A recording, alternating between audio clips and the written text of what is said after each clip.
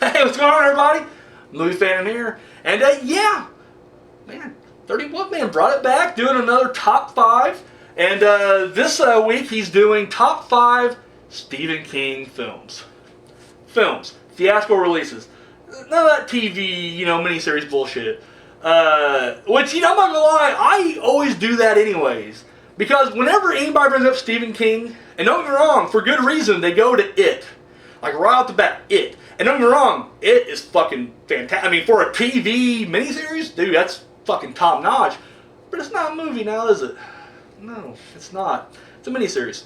And so he made clear no miniseries at all. Throwing that shit out the window. Top 5 theatrical Stephen King films. Or films based on Stephen King's work. Because if you just did movies that he actually directed, you get one. And it's not the greatest. It's not bad. It's not bad. Calm down, you Estevez fans out there. I like, Maximum Overdrive, but, is it really going to be in my top 5? No, it's not. Alright, so let's get started on this thing. Now, I'm going to throw a curveball. Because I'm not going to lie. If anything gets left off this list, it is not a shot at that movie. I love Christine. I love Cujo. Fuck. Dead Zone. Children of the Corn. These are great films. They're just not on my top 5. And this number 5 is going to be the one that, it's going to be a curveball. Everybody's like, whoa, come on, fam. Really? Yes, really. I'm sorry. It's up there. Now, he didn't go under the name Stephen King with this one. He went under his little pseudonym. Pseudonym? Is that what it is? Pseudonym. That cold mess. We're talking about Richard Bachman, The Running Man. Dude, I love The Running Man. It is cheesy as fuck. Like, as a kid, I thought it was awesome. Like, this is the greatest fucking Schwarzenegger movie ever. That's not true. I always thought Predator was number 1. But anyway, Running Man, easily high up there. Top 3 Schwarzenegger movies. Even now, I'm like top 3 Schwarzenegger movies. Running Man's number 3. Big Running Man fan. And then as I got older, I watched it, and I'm just like, man, this seems cheesy as fuck at times. Don't care. Still like it. Now, I should clarify that this, the concept, more or less, and the character names, whatever, it comes from the book, The Running Man. However, that's about it. Like, literally, they changed it all up and made it more action-oriented and put it all around, Arnie to play to his strengths and shit. So, but yeah, still counts. Running Man, number 5. Number 4, this is another one that may be a little controversial, but to me, man, sorry, the more I watch it, the more I love it. I mean, I think this is just one of the best films that come out in a while. And this is like my one exception to the CGI rule. Because I always say bad CGI can ruin a movie. And this one has some pretty horrendous CGI. But I think the story is so great. And I think the acting and direction, all that shit is perfect. That I overlook the shitty CGI. I'm talking about The Mist. I don't know what it is about that movie, but I fucking love it. I know, and don't get me wrong, I'm getting some shit right now. Like, what, really? The Mist over Christine? I'm saying yes. I mean, I just think that I love movies where you see society break down. Like, even though the mist engulfs the supermarket, and there are these horrible monsters on the outside, shit that you can't even imagine is out there roaming around the mist. The real danger is lurking inside the supermarket. People turn on each other. They use religion as this is why they're here, because all the fags and all you liberal Democrats, this is what you brought upon us. And it's like, what the fuck? And literally, you think I'm joking, but that's what people do. And even now, you see it now. As soon as a big disaster happens, they're just like, well, clearly it's all the sinners out there, and anybody who's not white, Republican, it's your fault. This is and that's exactly what this is. Like, literally, it's just mass chaos inside as well as outside. On top of that, I do love the fact that you don't quite see everything that's outside. What the fuck was that tentacle attached to? I want to know, what the fuck was that tentacle attached to? Whatever it was, you imagine that. You just imagine it's some scary shit, And then of course that huge fucking lumbering mastodon looking thing at the end. That's just crazy. And speaking of the end, goddamn, what an ending. I was a big fan of the short story, novello, whatever you want to call it. I loved it. I thought it was actually one of my favorites to read. It's one of those few I've actually reread. I tell me I liked it. I just thought it was really good, and every now and then I'll kind of myself bust it back out and reread it. And the ending's very open-ended. There's not really a whole, it just kind of ends well, we're still going through the mist. And dude, they fucking change it up big time in a big way, and I love it. It's such a down ending. You're like, holy shit. And when I watch it now, I even kiss myself thinking, man, just hang on 5 minutes.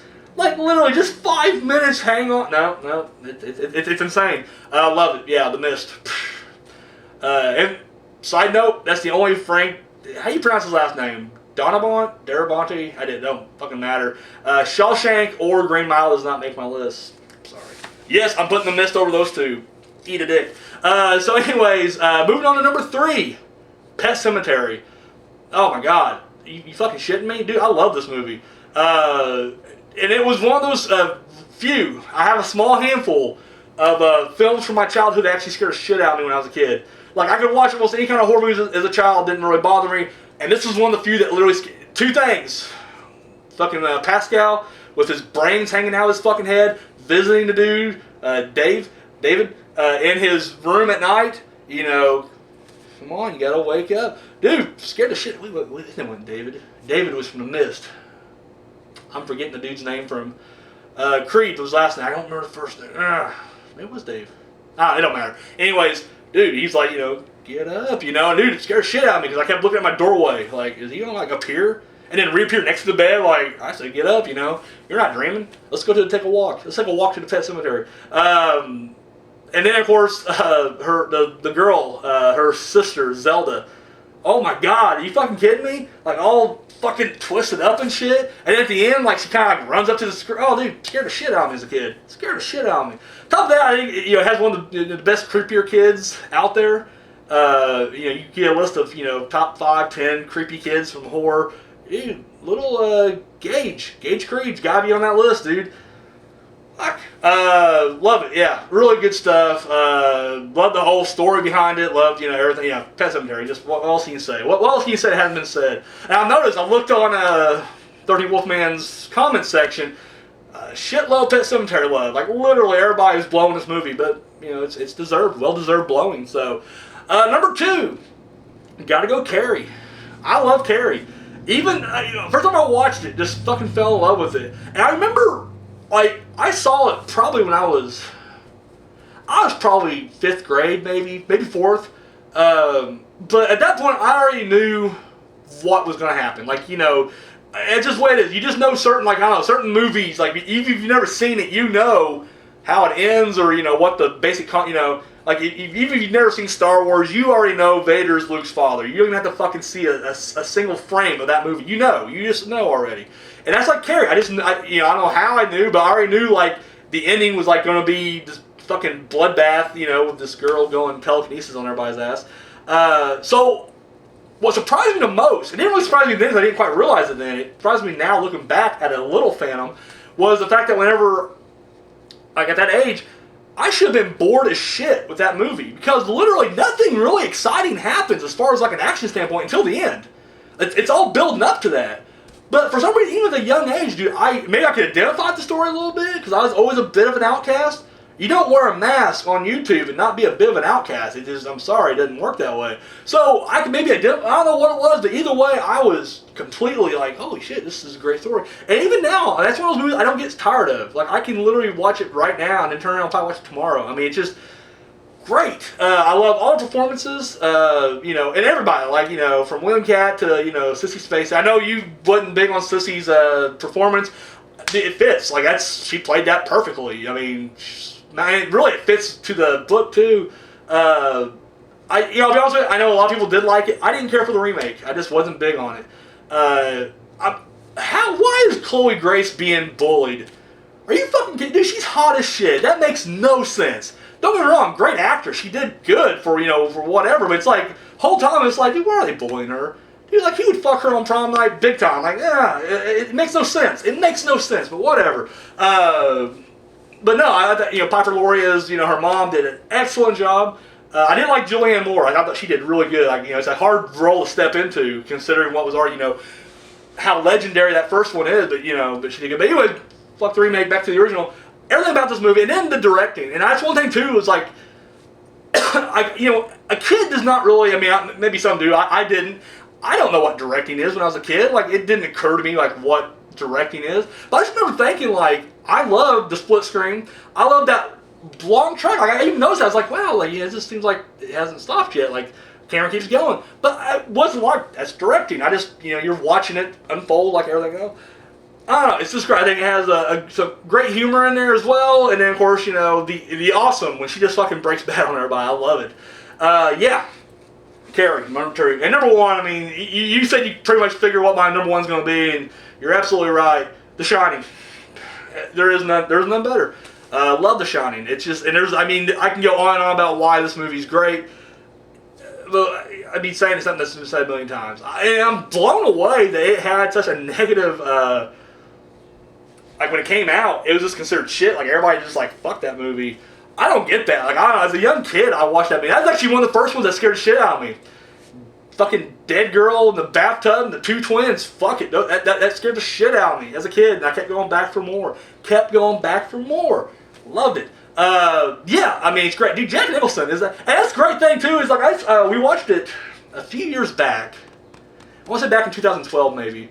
A buddy of mine took me out for my birthday. They were showing it at we have a it's a town up, but they have a college. It's a college town, and the college theater itself is always constantly playing like old school movies and shit like that. I saw Carrie on the screen too. Actually, funny I didn't think about that, but yeah, I saw Carrie up there too.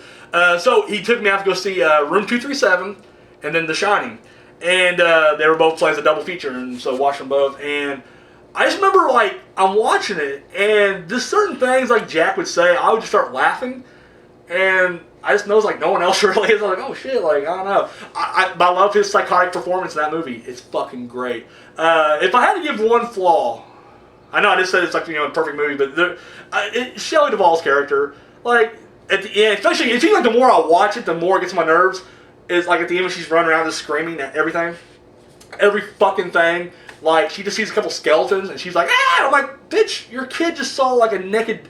Your son and your husband just saw this naked chick who looked grotesque as fuck coming out of a bathtub, and she fucking strangled Danny. That's scream-worthy right there. You're seeing some skeletons covered in cobwebs, sitting down of all things, like they're not even moving, and she's screaming. She sees a little furry play down the hall. She screams like, "What? It's a guy dressed in a bear suit blowing the other dude." Like, okay. You're screaming because of that? I'd be a little freaked out. Won't deny that. Scream? No, probably not. Everything. She just screams at everything. It's ridiculous. The more I watch it, the more I'm just like, really? And the whole time, like, her son's being chased by a guy with an axe. And she's just running around like aimlessly. Like, she has no direction where she's going. Like, I always just think, like, I don't know. You gotta hear commotion. You should be able to, now she's just running around. Aside from that, perfect fucking movie. I mean, you guys know my birthday gifts, recently I got a model of the hedge maze, and I got the picture of Jack, from the ball. It's always one of my favorites, just, right there. So yeah, there it is. There's my top 5. Guys, I urge you, jump in on this. 'Cause that's one thing, we always, participate with each other's videos. He always does video responses for my top 3. I do it for his top 5. And, sorry, shit. Talking too much. I don't want my drink here with me.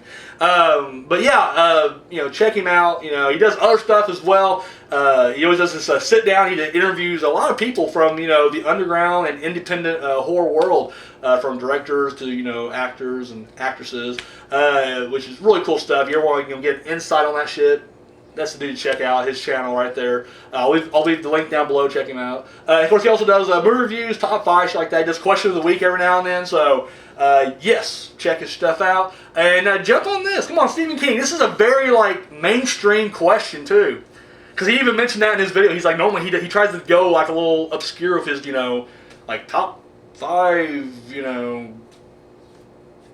Italian movies that are set between the years of 73 and 75. Like, he tries to go a little different with it each time. This is the first time he's going just flat out mainstream. So jump in, because everybody's seen Stephen King movies. Everybody's seen some Stephen King movies. So jump over to his channel. Do some video responses. I want to see more video responses out there. That's what I want to see. So that's all I got. Well, man, keep it going. And yeah, till next time.